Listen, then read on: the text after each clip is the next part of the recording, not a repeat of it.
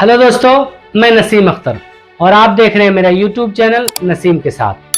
दोस्तों, हाल के वर्षों में क्रिप्टो करेंसी ने वैश्विक वित्तीय बाजार में एक क्रांतिकारी बदलाव पैदा किया है। बिटकॉइन, इथेरियम और अन्य डिजिटल मुद्राओं ने निवेशकों के बीच उत्साह पैदा किया है, लेकिन इसके साथ ही क्रिप्टो करेंसी के नाम पर ठगी के मामले भी तेजी से बढ़े।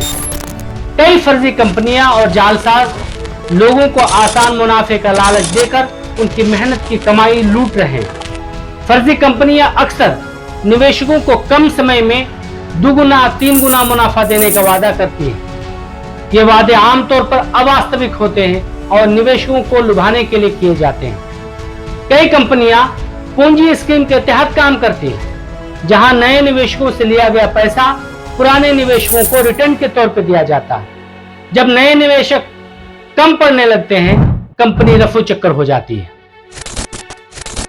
उदाहरण के लिए 2024 में एक कंपनी ने क्रिप्टो करेंसी के नाम पर 600 करोड़ रुपए लेकर हजारों लोगों को ठगा और फरार हो गई। जालसाज लोग फर्जी मोबाइल ऐप्स और वेबसाइट्स बनाकर जनता को निवेश के लिए प्रेरित करते हैं। एक स्कीम है, 25 दिन में पैसा डबल। ये ऐप्स शुरुआत में छोटा मुनाफा दिखाकर भरोसा जीतते हैं, लेकिन बाद में निवेशकों का पैसा गायब हो जाता है। कुछ कंपनियां ऐसी क्रिप्टो करेंसी को बढ़ावा देती हैं जो वास्तव में मौजूद होती ही नहीं। केरल में मॉरिस कॉइन घोटाले में 1200 करोड़ रुपए की ठगी हुई है, जिसमें एक फर्जी कंपनी ने फर्जी क्रिप्टो करेंसी को बढ़ावा दिया था। एक कंपनी ने हजारों लोगों को लूटा। रूजा इग्नोतोवा को जरूर जानते होंगे, जिसे मिसिंग क्रिप्टो कॉइन के नाम से जाना जाता है। उसके फर्जी क्रिप्टो करेंसी वन कॉइन के जरिए 37,000 करोड़ रुपए की ठगी हुई है। सीबीआई ने क्रिप्टो करेंसी के नाम पे 350 करोड़ रुपए की ठगी का मामला दर्ज किया है, जिसमें 7 राज्यों के 10 स्थानों पर छापेमारी भी की गई। जालसाजों ने फर्जी सोशल मीडिया ग्रुप्स के जरिए निवेशकों को फंसाने का काम किया था। क्रिप्टो करेंसी के नाम पर फर्जी वादा करने वालों में पढ़े लिखे लोग भी शामिल होते जा रहे हैं। इन एजेंट्स का काम नेटवर्क को फैलाना होता है, क्योंकि उनका नेटवर्क जितना अधिक फैलेगा, उसका एक निश्चित प्रतिशत उस एजेंट को भी पहुंचता रहेगा। इस निजी लाभ के लिए एजेंट्स अपने पराये सबको कुर्बान करने पे तैयार रहते हैं।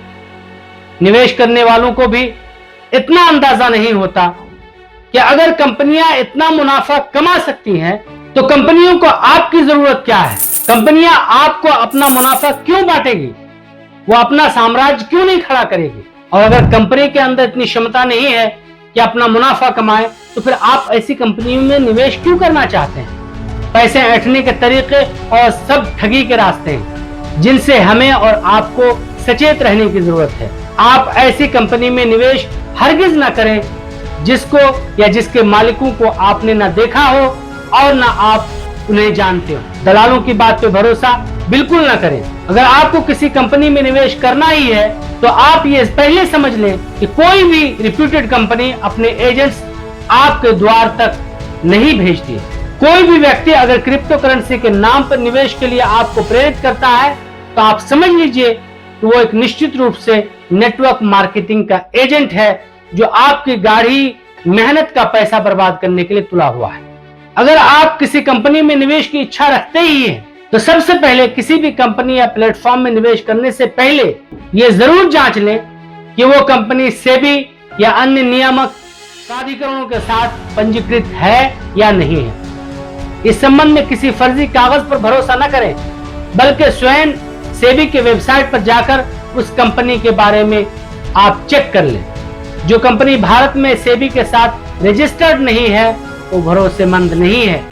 वहां खतरा ही खतरा है। बिहार के विभिन्न क्षेत्रों में बी लव, मेटा ओजोन, आई फॉर्च्यून और इस तरह की दर्जनों कंपनियां एजेंट का काम करती हैं। इन कंपनियों को भी जांचने और परखने की जरूरत है, और अगर कोई असंवैधानिक बात मिलती है तो उसके खिलाफ कानूनी कार्रवाई की भी जरूरत है। बहरहाल, आप सतर्क रहें, होशियार रहें।